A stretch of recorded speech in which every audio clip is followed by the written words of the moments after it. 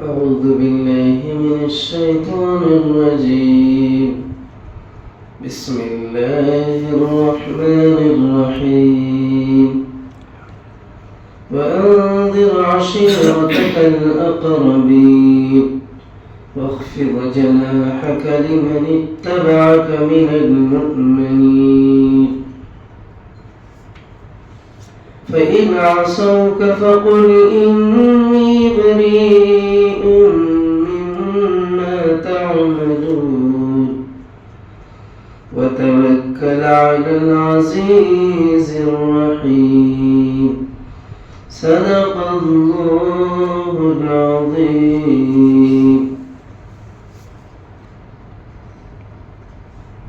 شروع اللہ وحدہ لا شریک کے نام سے جو بڑا ہی مہربان اور نہایت ہی رحم فرمانے والا ہے. اللہ جل وعلا اپنے کلام معزز سورۃ الشعراء آیت نمبر 214 سے میں نے ابھی 217 تک آپ کے سامنے کچھ آیتیں تلاوت کی. آپ نے گزشتہ سماعت فرمایا تھا شیطان لعین کے لیے ہرگز قرآن مجید کی دخل، قرآن مجید کی سماعت، قرآن مجید کے نزول میں کوئی دخل کا سوال ہی پیدا نہیں ہوتا. اللہ نے تو اسے قرآن سے مکمل طریقے سے اسے دور رکھا ہے اور قرآن محفوظ ہے اور قرآن کی دخل اندازی کا سوال ہی پیدا نہیں ہوتا شیطان سے. اللہ باری عز اسمہ اپنے کلام کو محفوظ رکھا ہے ایسے سارے کاہنوں، جنات، شیاطین اور دیگر جتنے بھی شیطانی چیلے ہیں ان سب کے دخل اندازی سے قرآن اول دن سے، نزول قرآن کے وقت سے برابر محفوظ ہے اور ہمیشہ محفوظ رہے گا. یہ آپ نے گزشتہ سماعت فرمایا. آگے اللہ فرماتے ہیں وَأَنذِرْ عَشِيرَتَكَ الْأَقْرَبِينَ، اپنے قریب ترین رشتہ داروں کو ڈراؤ. اللہ نے اپنے پیارے پیغمبر سے فرمایا وَأَنذِرْ عَشِيرَتَكَ الْأَقْرَبِينَ، اپنے قریب ترین رشتہ داروں کو ڈراؤ. اب یہ جو معاملہ ہے اللہ کے نبی علیہ السلام کو اللہ نے فرمایا کہ آپ اپنے قریب ترین رشتہ داروں کو پہلے ڈراؤ. اللہ سے ڈرانے کے لیے، اللہ کی طرف بلانے کے لیے اللہ نے حکم دیا آپ کو. در حقیقت یہاں اللہ یہ فرمانا چاہتے ہیں کہ اللہ کے یہاں خاندانی عزت یا خاندانی مقام بغیر عمل کے نہیں ہے. اللہ کے نبی علیہ السلام کو آپ کے ساتھ نسبت کی وجہ سے، جیسے رشتہ داری میں کچھ ایسی نسبتیں اگر وہ ایمان سے، اعمال سے دور ہیں تو پھر وہ بھی اللہ کے یہاں ایسا نہیں ہے کہ انہیں چھوڑ دیا جائے گا، ان کو پکڑا نہیں جائے گا. ارے اللہ نے تو اس سے پہلی آیت میں یہاں تک فرمایا فَلَا تَدْعُوا مَعَ اللَّهِ إِلَٰهًا آخَرَ فَتَكُونَ مِنَ الْمُعَذَّبِينَ. اس سے پہلے کی آیت آپ نے گزشتہ کل سنائی. تو در حقیقت یہاں اللہ یہ فرمانا چاہتے ہیں کہ کوئی بھی صرف نسبت کے سبب سے اپنے آپ کو بچا نہیں سکتا.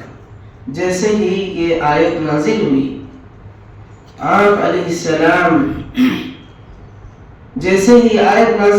تو آپ علیہ السلام نے سب سے پہلے اپنے رشتہ داروں کو متنبہ فرمایا، آگاہ کیا، ڈرایا. معتبر روایات سے اس آیت کے نزول کے بعد یہ واقعہ ملتا ہے کہ نبی صلی اللہ علیہ وسلم نے سب سے پہلے اپنے دادا کی اولاد کو خطاب کیا.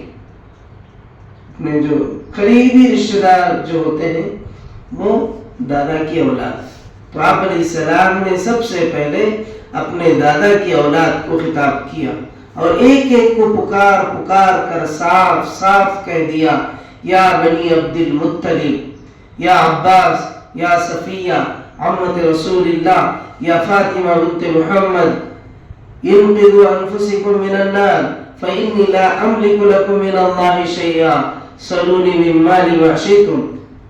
آپ نے اپنے خاندان والوں کو جمع کر کے فرمایا اے بنی عبد المطلب، اے عباس، اے صفیہ رسول اللہ صلی اللہ علیہ وسلم کی پھوپھی، اے فاطمہ محمد کی بیٹی، تم لوگ آگ کے عذاب سے اپنے آپ کو بچانے کی فکر کر لو. تم لوگ آگ کے عذاب سے اپنے آپ کو بچانے کی فکر کر لو. میں خدا کی پکڑ سے تم کو بچا نہیں سکتا، البتہ میرے مال میں سے تم لوگ جو کچھ چاہو مانگ سکتے ہو. پھر آپ صلی اللہ علیہ وسلم نے صبح سویرے صفا کے سب سے اونچے مقام پر کھڑے ہو کر پکارا یا صباحا یا صباحا، اے ہائے صبح کا خطرہ، ہائے صبح کا خطرہ. اے قریش کے لوگوں، اے بنی کعب ابن لو، اے بنی مرہ، اے آل قصہ، اے عبد مناف، اے بنی عبد شمس، اے بنی ہاشم، اے آل عبد المطلب. اس طرح اللہ کے نبی ایک ایک قبیلے کا نام لے کر کے پکارا. اس طرح قریش کے ایک ایک قبیلے اور خاندان کا نام بنام لے کر آپ نے آواز دی. عرب میں ایک قاعدہ تھا، وہ یہ تھا کہ صبح اگر کسی باہر کے حملے کا ملک اپنے گاؤں پر خطرہ دیکھتا جو سب سے پہلے صبح میں، تو وہ صبح ایسے ہی آواز لگاتا. جو دیکھ لیا ہے کہ ہمارے گاؤں پر کوئی اٹیک ہو رہا ہے، حملہ ہو رہا ہے، تو جو پہلے دیکھ لیتا وہ اسی طرح پکارتا تھا.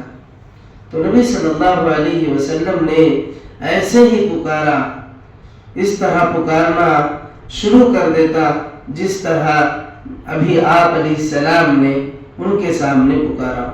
تو اس سے لوگ جو ہے یہ آواز سن کے دوڑ پڑتے، ڈر جاتے، گھبرا جاتے، تلوار ہاتھ میں لے لیتے، جسے جو ملتا وہ لے لیتے اپنے بچاؤ، اپنے گاؤں کے بچاؤ کے لیے. یہ عادت تھی عرب کی. چنانچہ حضور صلی اللہ علیہ وسلم کی اس آواز پر سب لوگ گھروں سے نکل آئے، اور جو خود نہ آ سکا اس نے اپنی طرف سے کسی کو خبر لانے کے لیے بھیج دیا. جب سب لوگ جمع ہو گئے تو آپ صلی اللہ علیہ وسلم نے فرمایا لوگو، اگر میں تمہیں بتاؤں اس پہاڑ کی دوسری طرف ایک بھاری لشکر ہے جو تم پر ٹوٹ پڑنا چاہتا ہے. لوگوں، اس پہاڑ کے اس طرف سے ایک بہت بڑا لشکر تم پر حملہ کرنا چاہتا ہے، تم پر ٹوٹ پڑنا چاہتا ہے، تو تم میری بات مانو گے یا نہیں؟ آپ کے سمجھانے کا انداز بھی دیکھیے. ایک کم سے کم عقل والا بھی بآسانی سمجھ سکتا ہے. اللہ کے نبی علیہ السلام اور اللہ کی باتیں جیسے بہت سے لوگ بولتے ہیں سمجھ سے باہر ہیں، یہ بالکل غلط اور جھوٹ ہے اللہ پر، اللہ کے رسول پر. کیونکہ اللہ کوئی ایسی بات بندے سے کیوں کہے گا جو اس کی سمجھ سے باہر ہے؟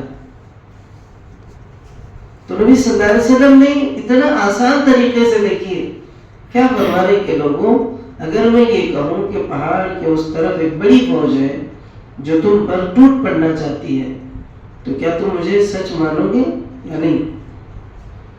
تو سب لوگ ایک جواب ہو کر کے کہا ہاں، ہمارے تجربے میں تو آپ نے کبھی جھوٹ بولا ہی نہیں، آپ نے کبھی جھوٹ بولا ہی نہیں، تو اب ہم کیسے آپ کی بات کا انکار کر سکتے ہیں؟ تو آپ صلی اللہ علیہ وسلم نے فرمایا اچھا تو میں خدا کا سخت عذاب آنے سے پہلے تم کو خبردار کرتا ہوں، اللہ کے عذاب سے پہلے تم کو آگاہ کرتا ہوں، اپنی جانوں کو اس کی پکڑ سے بچانے کی فکر کرو، اپنے آپ کو، اپنی جان کو اللہ کے عذاب اور اس کی پکڑ سے بچانے کی فکر کرو. میں خدا کے مقابلے میں تمہارے کسی کام کا نہیں آ سکتا. قیامت میں میرے رشتہ دار جو ہے، اللہ کے نبی علیہ السلام نے یہ فرمایا کہ قیامت کے دن ہر آدمی کا اپنا عمل کا اپنا حساب ہوگا. قیامت میں میرے رشتہ دار صرف متقی لوگ ہوں گے. اللہ اکبر. ایسا نہ ہو کہ دوسرے لوگ نیک اعمال لے آئے اور تم لوگ دنیا کا وبال سر پر اٹھائے ہوئے آؤ۔ اس وقت تم پکارو گے یا محمد میں مجبور ہوں گا، تمہاری طرف سے منہ پھیر لو، البتہ دنیا میں میرا اور تمہارا خون کا رشتہ ہے، اور یہاں میں تمہارے ساتھ ہر طرح کی صلہ رحمی کروں گا۔ یہ جو روایت آئی ہے نا صحیح احادیث میں، صحیح بخاری میں آئی ہے، مسلم میں آئی ہے، مسند احمد میں، ترمذی میں، نسائی میں، تفسیر ابن جریر میں، حضرت عائشہ، حضرت ابو ہریرہ، حضرت عبداللہ ابن عباس، حضرت زبیر ابن عمر، حضرت قبیصہ ابن مخارق، یہ سارے صحابہ کرام سے مروی ہے۔ یہ معاملہ صرف اس حد تک نہ تھا کہ قرآن میں وَأَنذِرْ عَشِيرَتَكَ الْأَقْرَبِينَ کا حکم آیا اور حضور صلی اللہ علیہ وسلم نے اپنے رشتہ داروں کو جمع کر کے بس اس کی تعمیل کر دی، صرف جو ہے کہ کیا بولتے ہیں فریضہ ادا کر دینا، کہ بولنا ہو گیا، صرف اس حد تک آپ نے اس کو محدود نہیں فرمایا، بلکہ آپ صلی اللہ علیہ وسلم نے اصول واضح کیا گیا، یعنی آپ علیہ السلام نے بس تعمیل نہیں کی، دراصل اس میں جو اصول واضح کیا گیا تھا وہ یہ تھا کہ دین میں نبی اور اس کے خاندان کے لیے کوئی امتیازی مراعات نہیں ہے جن سے دوسرے محروم ہوں۔ یعنی اللہ تبارک و تعالیٰ یہ بتانا چاہ رہے ہیں یہاں پہ کہ بھئی صرف رشتے کی وجہ سے تم کو جو ہے جنت میں بڑا مقام دیا جائے گا، جیسے تو پٹھان کا بچہ ہے جا تو جنت میں جا، کہ بھئی تو کیا بولتے ہیں فلاں شیخ کی اولاد ہے تو تجھے، یہ معاملہ نہیں ہوگا۔ اللہ کے یہاں ان اکرمکم عند اللہ اتقاکم، یہ اللہ کا فرمان علی ہے، اللہ کے نبی محمد عربی صلی اللہ علیہ وسلم کا آخری قدوہ۔ آپ نے جو فرمایا، آپ نے فرمایا میں نے عصبیت کو، حسب نسب کے فخر کو اپنے پاؤں تلے روندا ہوں۔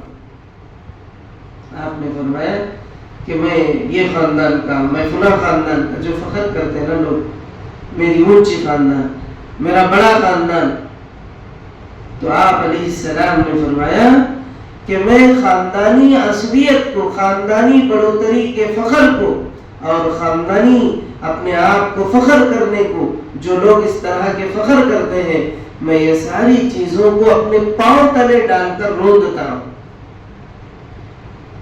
پھر آپ نے قرآن مجید کی یہ آیتیں تلاوت کی۔ اللہ کے یہاں نہ عربی کو عجمی پر، نہ عجمی کو عربی پر کوئی فوقیت ہے۔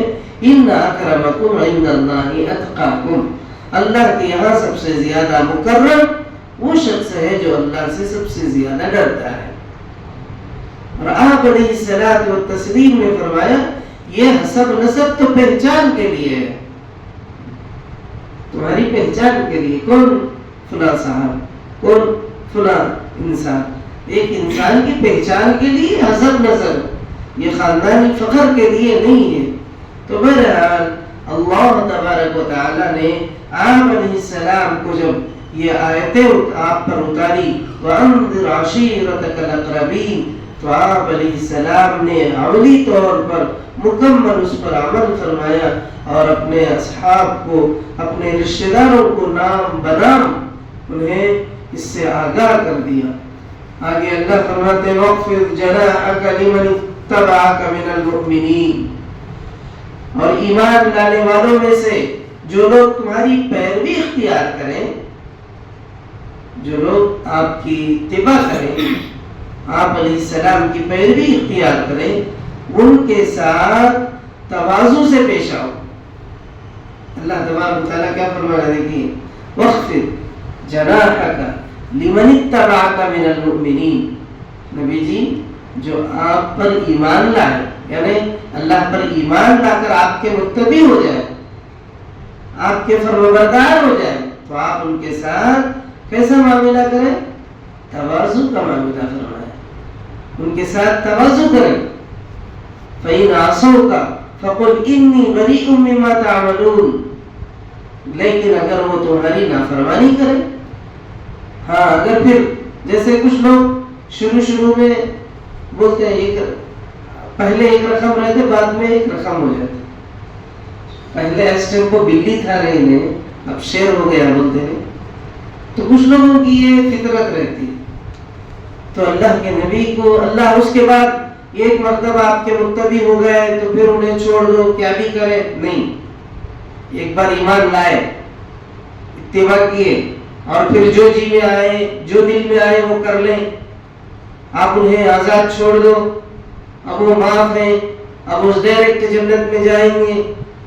اگر صرف اتنا بول کے اللہ خاموش رہتا، چپ رہتا، تو پھر یہی باتیں لوگ کہتے ہیں نا، اسی لیے اللہ نے پھر آگے فرمایا فَإِنْ عَصَوْكَ فَقُلْ إِنِّي بَرِيءٌ مِّمَّا تَعْمَلُونَ، لیکن اگر وہ تمہاری نافرمانی کریں تو آپ ان سے کہہ دو کہ جو کچھ تم کرتے ہو اس سے میں بری الذمہ ہوں، مجھے سمندم نہیں رہی۔ اگر تم اس کے بعد ایمان لائے، میری اتباع کیے، تو ان کے ساتھ تواضع کا معاملہ، حسن خلق کا معاملہ، اچھا سلوک اور صلہ رحمی کا معاملہ، اگر اس کے باوجود پھر ایمان لا کے پھر انحراف کرو یا منہ موڑ لو یا پھر کوئی ایسی نافرمانی کرو جو حد سے تجاوز کر جانے والا عمل ہو، تو آپ ان سے کہہ دو کہ بھائی میں اس سے بری الذمہ ہوں۔ تم یہ نہیں سمجھنا کہ جیسے عام طور پر ہوتا ہے نا، ہمارا آدمی انہیں کیا کرے تو بھی، ہمارا آدمی رہا تو انہیں کیا کرے تو بھی چلتا، మావాడే రా పోనీలే ఇప్పుడు లేకుంటే మళ్ళా ఎప్పుడు చేస్తాడు, మా గవర్నమెంట్ ఉంది, ایسی باتیں ہم جب جس کی حکومت ہوتی ہے، جس کا پاور ہوتا ہے، یہ سننے کو ہمیں ملتا رہتا ہے، مگر اللہ تبارک و تعالی اپنے پیارے پیغمبر سے کیا کہیں گے؟ یہ اللہ کا دین ہے کہ اس میں کسی بھی طرح سے یہ نہیں دیکھا جائے گا کہ جو ہے یہ اپنا ہے وہ پرایا ہے، یہ ایک بار مومن ہو گیا تو بس اب سب خود معاف، نہیں، ایسا نہیں ہوگا۔ اگر کوئی ایسا کرے تو نبی جی آپ ان سے صاف کہہ دو انی بریء مما تعملون، میں نبی اعلان کرتا ہوں کہ میں تم سے بری الذمہ ہوں، مجھے کوئی سرمند نہیں بھائی تمہاری برائی اور تمہاری بدعملی کا۔ تم یہ نہیں سمجھنا کہ محمد صلی اللہ علیہ وسلم پر ہم نے ابتدائی دور میں ایمان لایا تو ہم جو کریں گے چلے گا، ایسا غلط فہمی۔ یہاں مسلمانہ ہیں، جیسے بہت سے لوگ بولتے رہتے ہیں ارے اسلام کی حالت میں موت بھی تو آنا چاہیے نا، ہم مسلمان ہیں ہمیں جنت میں جاتی، ارے جنت میں جانے کے لیے ایمان پر خاتمہ بھی تو شرط ہے، وہ کیوں بھولے ہیں مسلمان؟ ایمان پر خاتمہ ہونا بھی تو شرط ہے۔